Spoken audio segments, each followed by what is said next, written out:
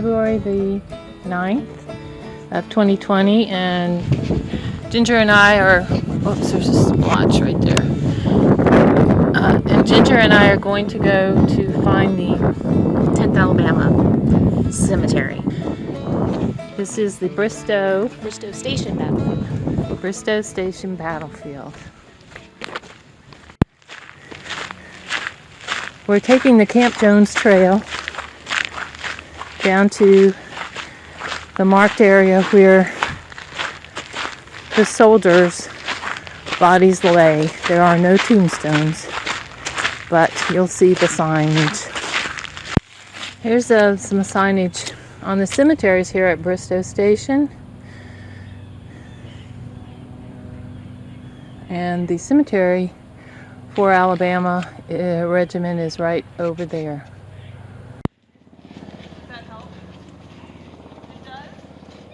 This is the entrance to the Alabama Regiment Cemetery.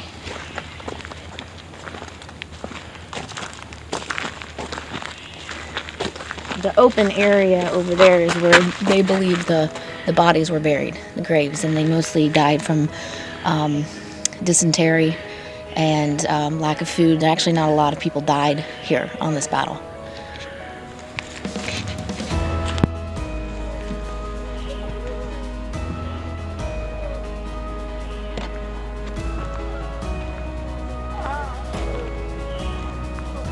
So this is the memorial stone that states what Ginger was saying, that they died from disease while at Camp Jones near Bristoe Station and from numerous battles in northern Virginia. We'll just walk around,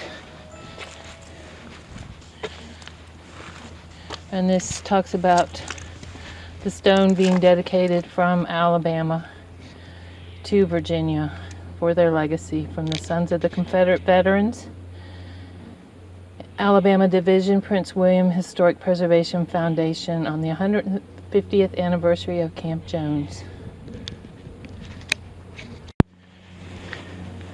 And this is where the names of those that they know that were lost here. The one that we're looking for is right there, F.D. Pritchett.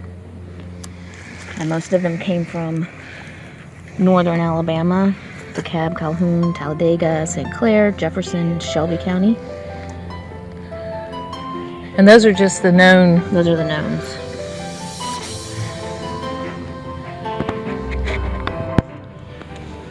On our way to camp, we passed two groups of sheesh graves, the one belonging to Mississippi Regiment and the other belonging to the 10th Alabama Volunteers.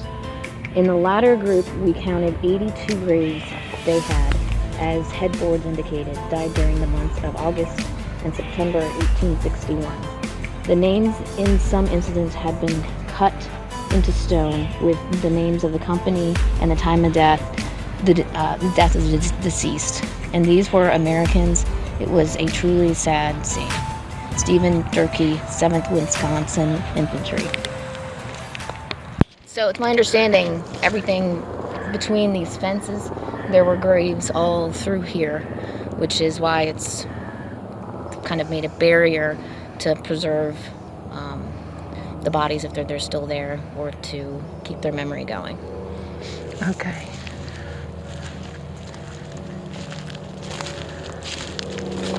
I would assume this is one of the headstones. I was wondering if that was, because it's really flat on this side. It's right here by the entrance. We're going to see if we can find any more possible headstones out here. I don't know. There's one there. At least a marker. Maybe a marker?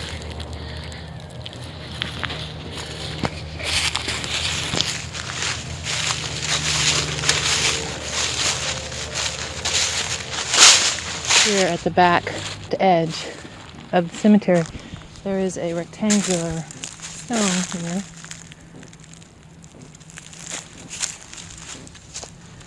Looks kind of out of place, kind of odd. Could it be a gravestone or a grave marker? Possibly. We'll have to do more research to find out. Well, what do you think, Ginger? I think it's some kind of maybe bottom half of a headstone. Maybe it got knocked over. Or knocked off. So I think it was like this tall. Possibly. Or it fell over. Yep.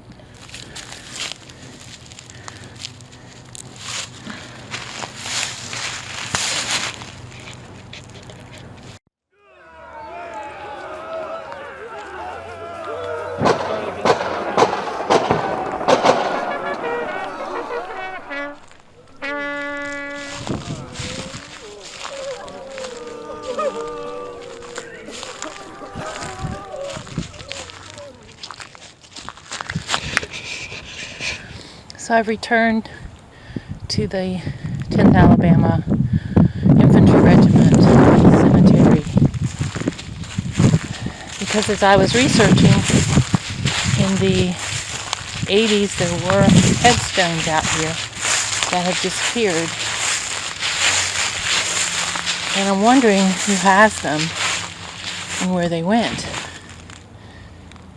There are just small pieces of rock out here, pieces of stone.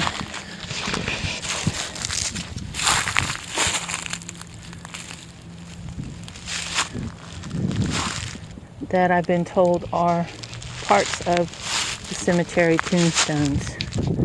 I just wonder where these stones went. Did somebody take them and sell them? Did they destroy them? I'm sure there must have been wooden ones here too. I wondered if they were out here, just thrown.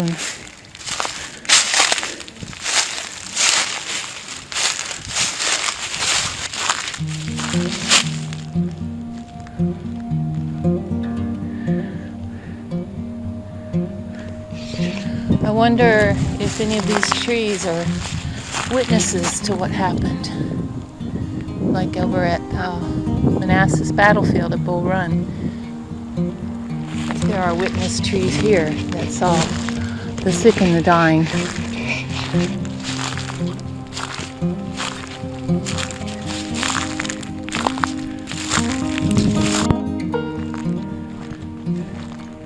As I leave the battlefield infantry camp,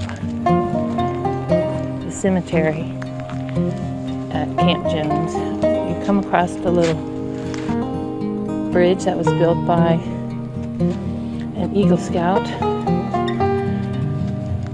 from Troop 91. And there are stones in here I noticed that have shapes to them that are likened unto a tombstone. I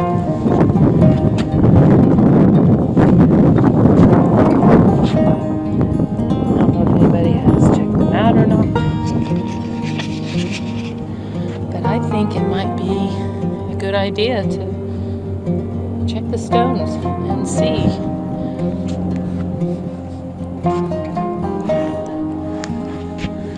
It's a sad, sad cemetery.